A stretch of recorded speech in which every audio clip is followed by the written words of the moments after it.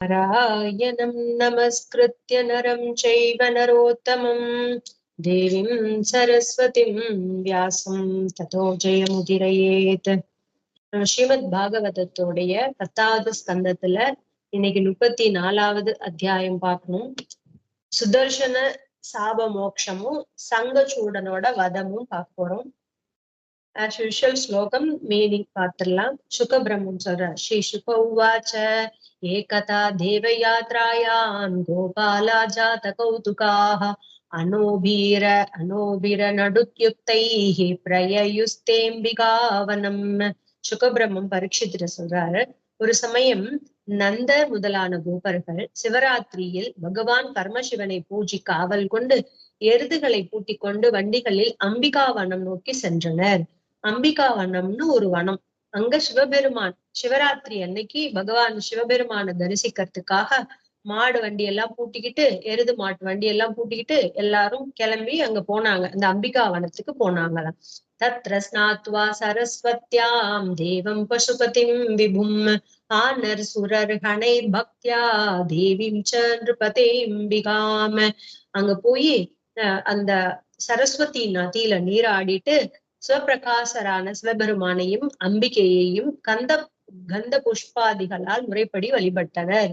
கந்தம்னா சந்தனம் புஷ்பங்களால முறைப்படி வழிபட்டாங்களாம். அந்த சிவராத்திரி இல்லையா, அங்க போயிட்டு சரஸ்வதி நதியில நீராடிட்டு அம்பிகை தேவியும் சிவபெருமானையும் கந்த புஷ்பாதிகளால என்ன கிரமமோ அதுபடி வழிபட்டாங்களாம். காவோ ஹிரண்யம் வாசாம்சி மத்வன் மாத்ருதாக பிராமணேபியோ தது சர்வே தேவோ ந பிரியதாமிதே. சிவபெருமான் தங்களுக்கு அருள் புரிய வேண்டி பசுக்கள், தங்கம், ஆடைகள், தேன், சர்க்கரை பொங்கல் முதலியவற்றை பக்தியோடு அந்தணர்களுக்கு வழங்கினர். சிவபெருமான் பிரீத்தி அடைஞ்சா நமக்கு எல்லாம் நல்லது பண்ணுவார், அருள் கட்டாட்சம் பண்ணுவார் அப்படிங்கிறதுக்காக அந்த கோபியர்கள் எல்லாம் எல்லாத்துக்கும் பசுக்கள், தங்கம், ஆடை ஆபரணங்கள், தேன், சக்கரை பொங்கல் எல்லாரும் பக்தியோட எல்லா அந்தணர்களுக்கும் வழங்கினாங்களாம். ஊஷு சரஸ்வதி தீரே ஜலம் பிராஷ்ய திருதவ்ரதாக ரஜனீம் தாம் மகாபாகா நந்த சுனந்த காதய. பெரும் பாக்கியசாலிகளான நந்தர், சுனந்தர் முதலானோர் விரத நியமத்துடன் நீரை மட்டும் பருகி உபவாசம் இருந்து அன்றிரவு அங்கு சரஸ்வதி நதியின் கரையிலேயே தங்கினர். நார்த்ல எல்லாம் சிவராத்திரி ரொம்ப பிரசித்தமா கொண்டாடுவாங்க, ரொம்ப கோலாகலமா கொண்டாடுவாங்க, ரொம்ப விரத்தத்தோட நியமத்தோட பண்ணுவாங்க. அப்படி இந்த நந்தரும் சுனந்தர் முதலானவங்க எல்லாரும் ரொம்ப விரத நியமம் என்னென்ன சொல்லியிருக்கோ அதன்படி சுத்தபத்தமா ரொம்ப நியமத்தோட விரதம் இருந்தாங்களாம். என்னத்தை சாப்பிட்டாங்க? வெறும் நீராகாரம், நீரை மாத்திரம் சாப்பிட்டுட்டு உபவாசம் இருந்தாங்க. அன்னைக்கு ராத்திரி அந்த சரஸ்வதி நதி தீரத்திலேயே அந்த கரையிலேயே தங்கிட்டாங்க. கஷ்சின் மகாநகிஸ்தஸ்மின் விபினேதி புபுட்சிதா யத்ருச்சயா அகதோநந்தம் ஷயானமுரபோ பிரசீத். காட்டில் தற்செயலாக அங்கு வந்த ஒரு பெரும் பாம்பு பசி மிகுந்து படுத்திருந்த நந்தரை விழுங்க கவ்வியது. அது என்ன பண்ணுச்சு? காட்டுல ரொம்ப பசியோட ஒரு பெரும் பாம்பு படுத்திருந்தது, மலைப்பாம்பு. அது பசியில இருந்ததுனால வந்து நந்தகோபுரம் இருந்தார் இல்லையா, அந்த கரையில தானே எல்லாரும் இருக்காங்க, நந்தகோபுரம் விழுங்கிடுச்சான். விழுங்கறதுக்காக கவ்விச்சான். அந்த பாம்பு, மலைப்பாம்பு வந்து நந்தகோபுரம் விழுங்கணுங்கிறதுக்காக அவரை புடிச்சு கவ்விச்சு சுக்ரோஷாஹினா கிரஸ்தஹ கிருஷ்ண கிருஷ்ண மகாநயம் சர்போ மாம் கிரசதே தாத பிரபண்ணம் பரிமோச்சய. பாம்பால் கவப்பட்ட நந்தர் கண்ணனு கூப்பிடுறார், கிருஷ்ணா கிருஷ்ணா, இந்த பெரும் பாம்பு என்னை கவ்வுகிறது, குழந்தாய் உன்னை அண்டி நிற்கிற என்னை காப்பாற்று என கத்தினார். நந்தகோபுரம் என்ன பண்ணார்? பாம்பு அவரை கவ்வின உடனே குழந்தைய கூப்பிடுறார், கிருஷ்ணனை. கிருஷ்ணா கிருஷ்ணா, நீ வா, உன்னையதான் நான் சரணம் அடைஞ்சிருக்கேன், நாங்க எல்லாரும் உன்னைதானே சரணம் அடைஞ்சிருக்கோம், இந்த பாம்பு பாம்பு கிட்ட இருந்து என்னை காப்பாத்து அப்படின்னு ரொம்ப பயங்கரமா சத்தமா கத்துனாரு நந்தகோபர். அப்போ தஸ்ய சாக்ரந்திதம் ஸ்ருத்வா கோபாலா சஹசோக்திதாக கிரஸ்தம் ச திருஷ்ட்வா விப்ராந்தாக சர்ப்பம் வித்யதுர்முகைஹி. அவரது கதறலை கேட்ட கோபாலர்கள் உடன் எழுந்திருந்து பாம்பு நந்தரை விழுங்குவது கண்டு பரபரப்புடன் தீப்பந்தங்களால் அந்த பாம்பை சுட்டனர். எல்லா கோப குழந்தைங்க கோபாலர்கள் எல்லாம் எழுந்திருச்சுட்டாங்க. உடனே இந்த பாம்பு இப்படி நந்தரை முழுங்குறத பாத்துக்கிட்டு ரொம்ப பரபரப்பாயி அவங்க எல்லாம் தீப்பந்தத்தால பாம்பை சுட்டாங்களாம். அல்லாதே தஹ்யமானோபி நாமுஞ்சத்த முரங்கமஹா தமஸ் புருஷத் பதாப்யேத்ய பகவான் சாத்வதாம் பதிஹி. அப்போ தீப்பந்தங்களால் சுட்டும் அந்த பாம்பு அவரை விடவில்லை. பக்த ரக்ஷகனான பகவான் ஸ்ரீ கிருஷ்ணன் அந்த பாம்பின் அருகில் சென்று தன் திருவடியால் அதை தொட்டார். பகவான் உடனே என்ன பண்ணார்? இந்த கோபாலகர்கள் எல்லாம் பந்தத்தை எடுத்து அந்த பாம்பை சுட்டு கூட அது அவரை விடல. அந்த நந்தகோபுர கவ்வின அந்த வாய் விடவே இல்லை. பகவான் பக்த வக்ஷலன் இல்லையா, பக்தர்களை எல்லாம் ரட்சிக்க கூடியவன் அல்லவா. பகவான் ஸ்ரீகிருஷ்ணன் அங்க போய் அந்த பாம்போட அருகில் பக்கத்துல போய் தன்னுடைய திருவடிகளால் அந்த பாம்பை தீண்டினார், தொட்டார், அவ்வளவுதான். சவை பகவத ஸ்ரீமத் பாதஸ்பர்ஷ ஸ்பர்ஷ அதா சுபஹா பேஜோ சர்ப வபுர்ஹித்வா ரூபம் வித்யாதரார்ச்சிதம்.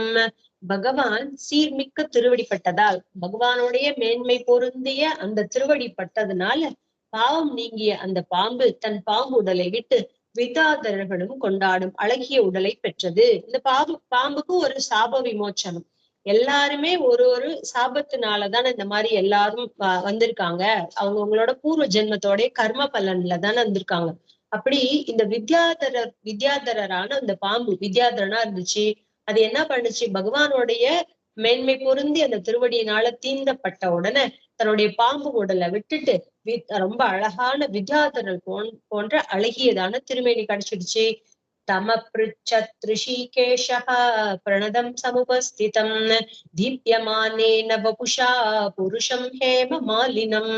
ஒளிமிக்க மேனியுடன் தங்க மாலைகள் அணிந்த அந்த புருஷன் தன் முன் வணங்கி நிற்பதை கண்ட ரிஷிகேஷன் கண்ணன் அவனை வினவினார். இந்த மாதிரி நல்ல தேஜஸோட இருக்கக்கூடியவரான அந்த வித்யாதரன், அந்த பாம்பு வித்யாதரன் மாதிரி ரொம்ப அழகா உடம்பு எடுத்துக்கிச்சு இல்லையா, அந்த அந்த அந்த நல்ல அழகான திருமேனியோட நல்ல தங்க மாலைகள் எல்லாம் ஜொலிக்கிற மாதிரி இருந்த அந்த புருஷனை பார்த்து தன் முன் வணங்கி நிற்கிற பகவான் கிட்ட நமஸ்காரம் பண்ணிக்கிட்டு வினயத்தோட நிற்கக்கூடிய அந்த மனுஷனை பார்த்து ரிஷிகேஷனான கண்ணன், ரிஷிகங்களுக்கெல்லாம் அடக்கக்கூடிய, ரிஷிகங்களை அடக்குபவர், நம்மளுடைய இந்திரியங்களுக்கெல்லாம் அடக்கி ஜெயிச்சு கொடுக்கக்கூடியவர், அப்பேற்பட்டவரான கண்ணன் அவர் பார்த்து கேட்கிறார், கோ பவான் பரய லக்ஷ்மியா ரோச்சதே புத தர்ஷனஹ கதம் ஜுகுப்சிதாமேதாம் கதிம் வா பிராபிதோ வசஹ. பெரும் அழகுடன் அற்புதமாக காணப்படுகிற யார் அப்படின்னு கேட்கிறார். பகவான் என்ன கேட்கிறார்? அவரை பார்த்து, இவ்வளவு அழகாக அற்புதமா தரிசனம் கொடுக்கக்கூடிய நீ யார்? தன்னிலை இழந்த அருவருக்கத்தக்க இந்நிலை ஹரியோம்கா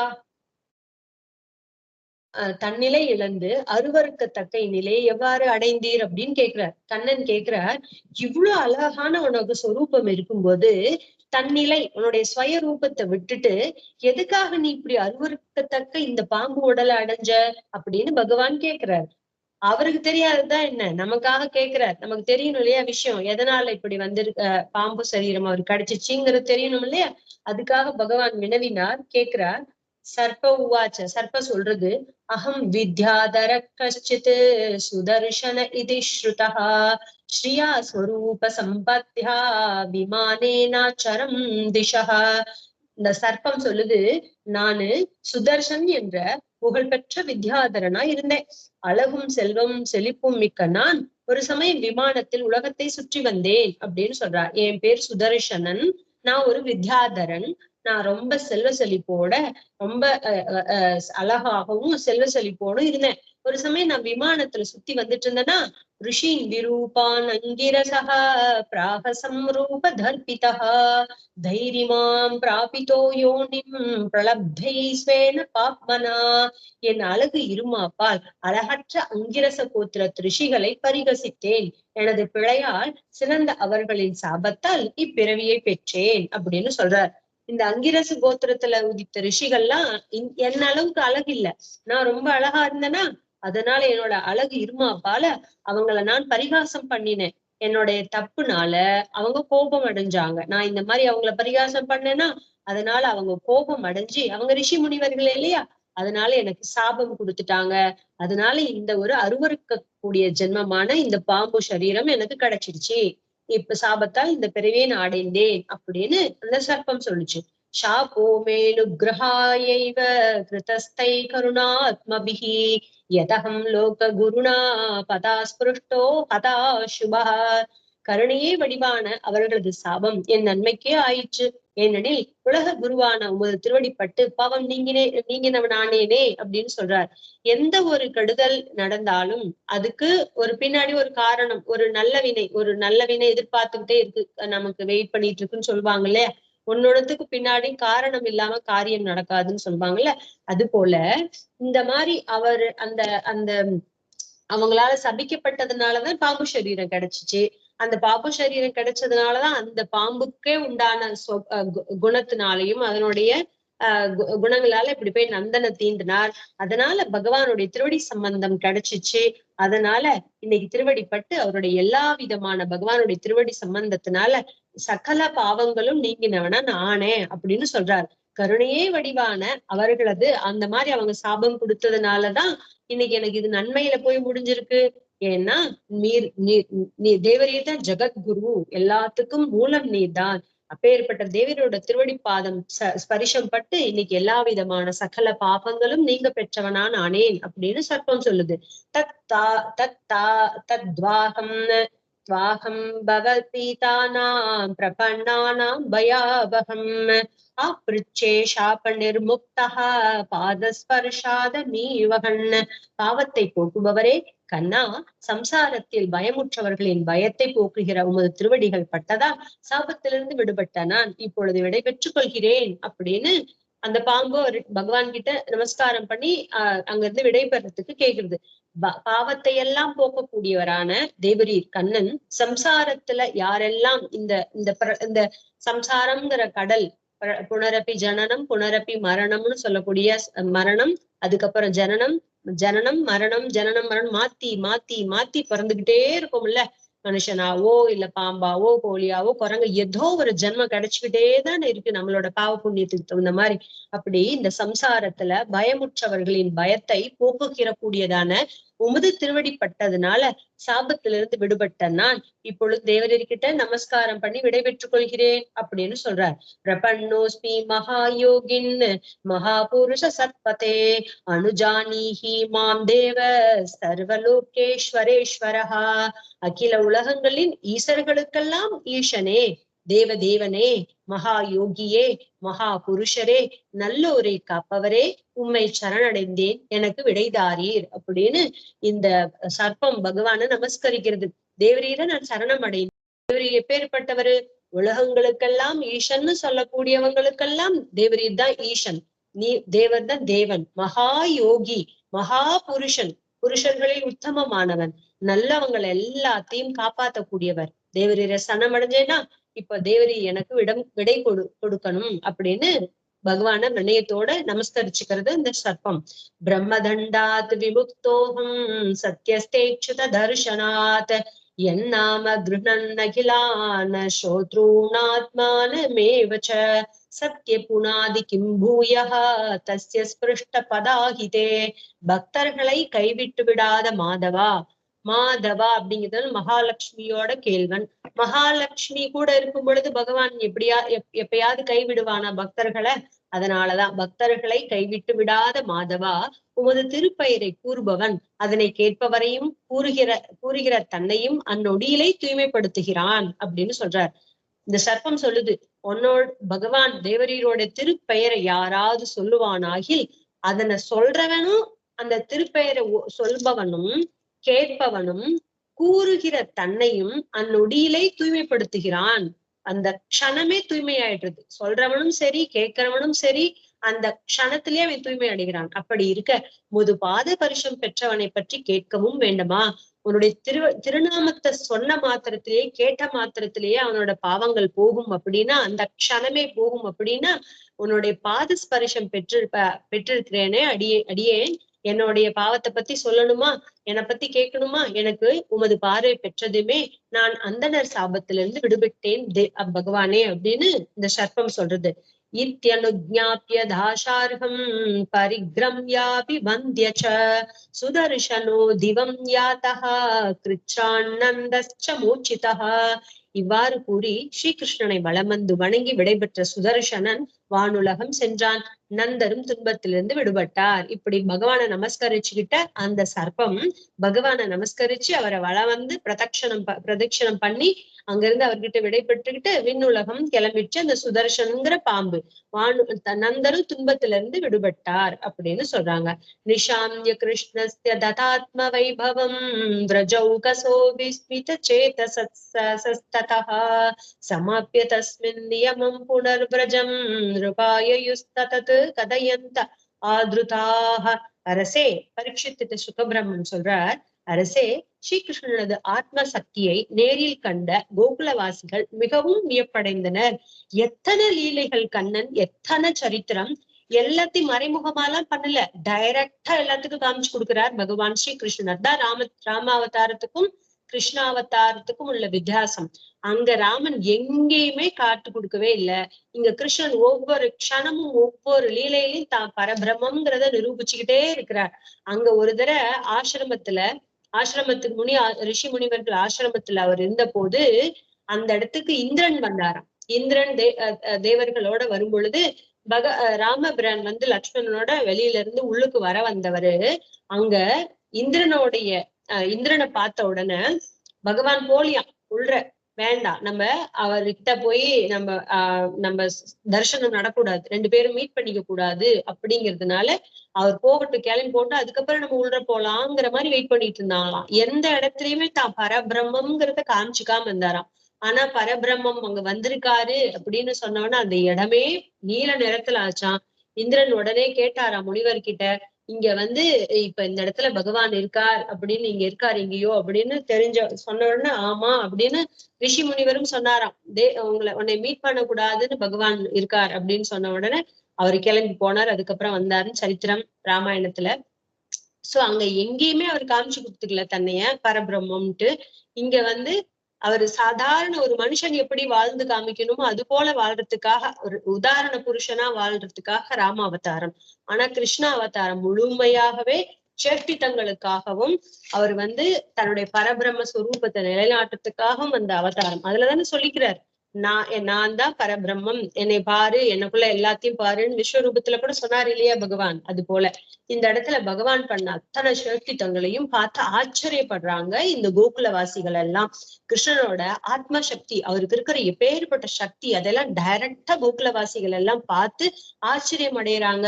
பின் கஷேத்திர வாச நியமங்களை முடித்து ஆர்வத்துடன் இதை பற்றி பேசிக்கொண்டே கோகுலம் வந்து அடைந்தனர். எந்த காரியத்துக்காக வந்தாங்க? சிவராத்திரி பூஜைக்காக வந்தாங்க இல்லையா?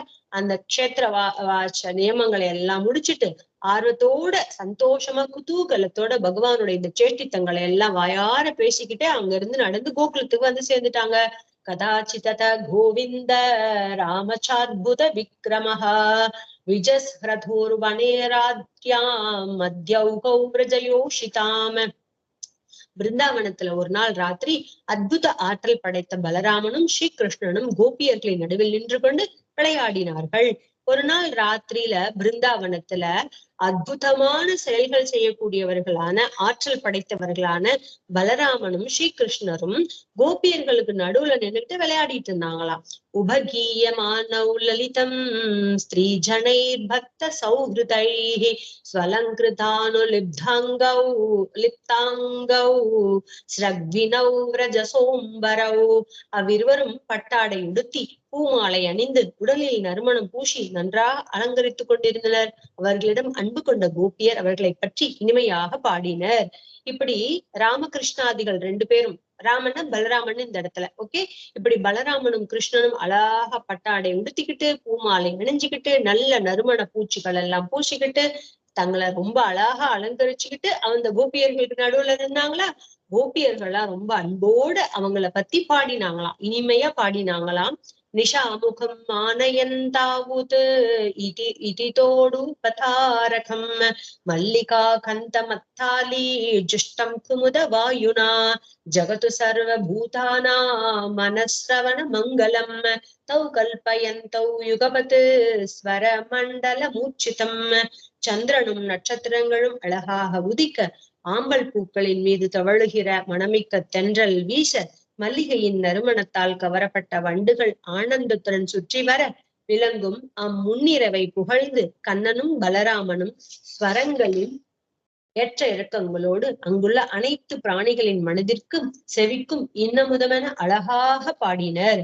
ரொம்ப அற்புதமா கண்ணன் பாடுறார், கண்ணனும் பலராமனும். அந்த இரவு எப்பேற்பட்ட இரவா இருக்கு. முன்னிரவு, முழு ராத்திரி, ராத்திரி நடுஜாமம் பின்னிரவெல்லாம் கிடையாது, முன்னிரவு, முன்னாடி ராத்திரி. சந்திர சூரியன்கள்லாம் ரொம்ப அழகா உதிச்சிருக்காங்க. ஆம்பல் பூக்கள் மீது தவழுகிற மணமிக்க தென்றல் காற்று வீசுறது. மல்லிகை நறுமணத்தால கவரப்பட்ட வண்டுகள் எல்லாம் ஆனந்தத்தோட சுற்றி வந்து ரீங்காரம் விடுகிறது.